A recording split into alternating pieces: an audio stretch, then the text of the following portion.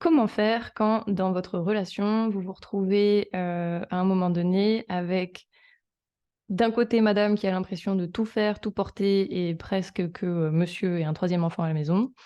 et que de l'autre côté, monsieur a l'impression de faire plein d'efforts pour réussir à répondre aux attentes de madame et que rien n'y fait. Si cette situation ressemble à quelque chose que tu vis, eh ben, écoute, cette vidéo devrait pouvoir t'intéresser. Donc salut, moi c'est Morgane Henry, j'accompagne les couples, notamment à sortir de la crise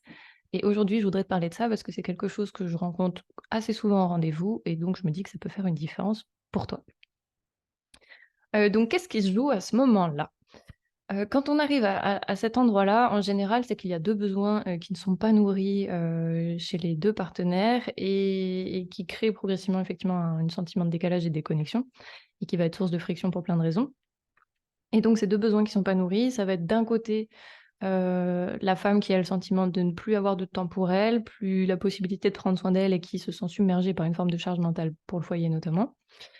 Et de l'autre côté, monsieur qui va plutôt avoir, l'homme en tout cas qui va plutôt avoir le sentiment de ne pas être utile et que ce qu'il va apporter dans la relation, dans le foyer, va pas être reçu, va pas être accueilli et va pas être reconnu.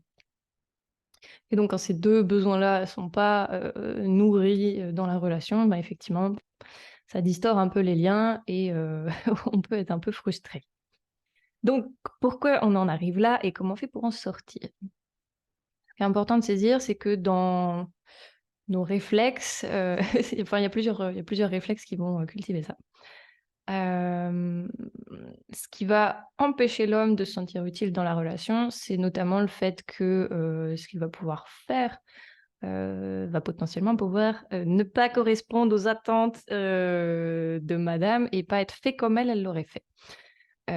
Et donc à ce moment-là, quand on se retrouve avec cette situation-là, potentiellement on peut, être exposé à des critiques, au fait que madame va refaire derrière ou va faire à la place. Donc ça, c'est le début de, finalement, ben, je me sens pas utile, ce que je fais, c'est jamais assez bien et donc je me désinvestis, de certaines tâches et j'ose plus prendre une place ou trouver une place parce que, ben, finalement, c'est madame qui va faire à chaque fois, à ma place. Donc ça délite progressivement le sentiment de pouvoir apporter quelque chose de sympa, dans la relation. Et de l'autre côté, ce qui fait que madame a l'impression de pas pouvoir, avoir, un temps, pour elle de qualité, ça peut être que, monsieur va pas prendre, les 5 de responsabilité, enfin, il va prendre les 95 mais pas les 100 de responsabilité de certaines choses, qui fait que, si la femme pouvait avoir, un peu de temps pour elle et cetera, il va y avoir une question, un coup de fil, un petit texto pour demander, du soutien ou quoi que ce soit, le classique de «Tu rangé ça où?» Qui fait qu'elle va avoir l'impression de devoir toujours continuer de penser au foyer et que le temps qu'elle a, à disposition pour elle, finalement, peut toujours être parasité,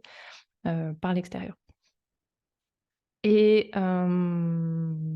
voilà les 2 tendances. Et ce qu'il faut rajouter et qu'il est important de préciser, c'est qu'à ça s'ajoute le fait que,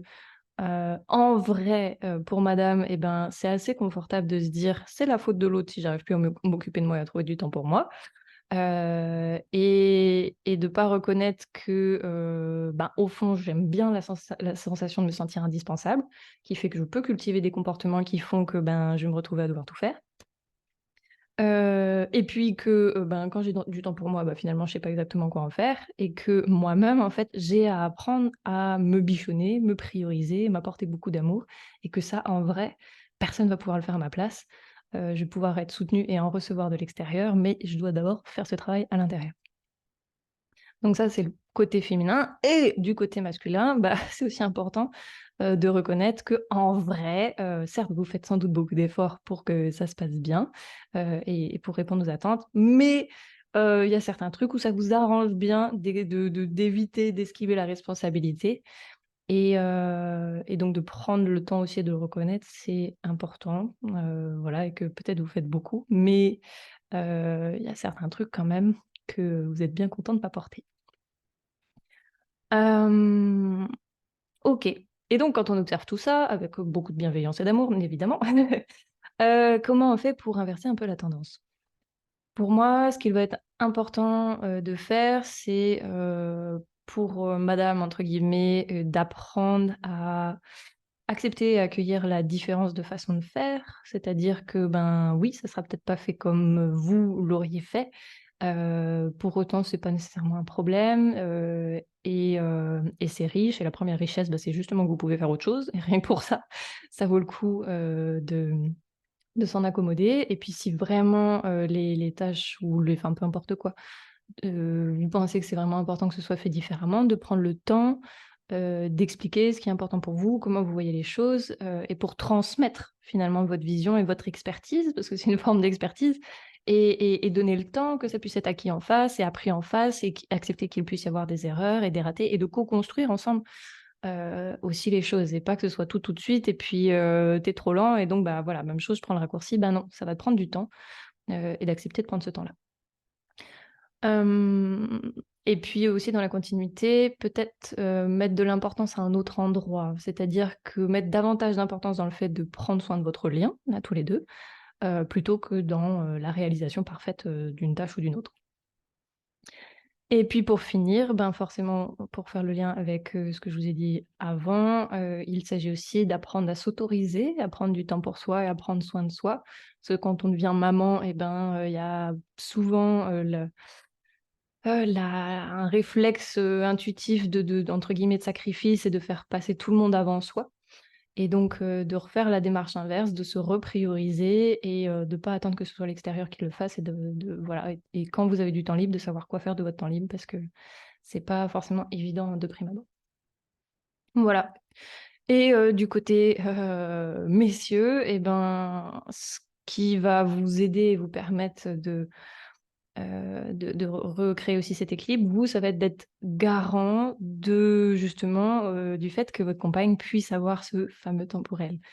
et que vous soyez proactif pour ça. Donc c'est-à-dire que quand il s'agit pour elle d'en avoir et ben, c'est de vraiment faire en sorte que, il soit préservé, que vous, vous soyez suffisamment responsable et autonome pour que ça puisse, se passer de cette façon-là. Et j'ai envie de dire, même aider à provoquer et soutenir ça, parce que comme je le disais, c'est pas forcément facile pour votre compagne de le faire et de se l'autoriser. Ça va être plus facile pour vous et donc d'être un petit peu le cocon protecteur et initiateur de ces temps précieux pour elle, pour qu'après elle puisse, revenir d'autant plus, pimpante, rayonnante et pleine d'entrain, dans votre, relation. Voilà. Et donc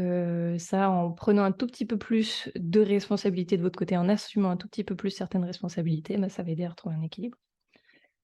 Et puis, bah, évidemment, dernier petit point clé, ce qui va vous aider, évidemment, c'est la communication. Vous commencez à savoir un petit peu où je veux en venir de ce côté-là.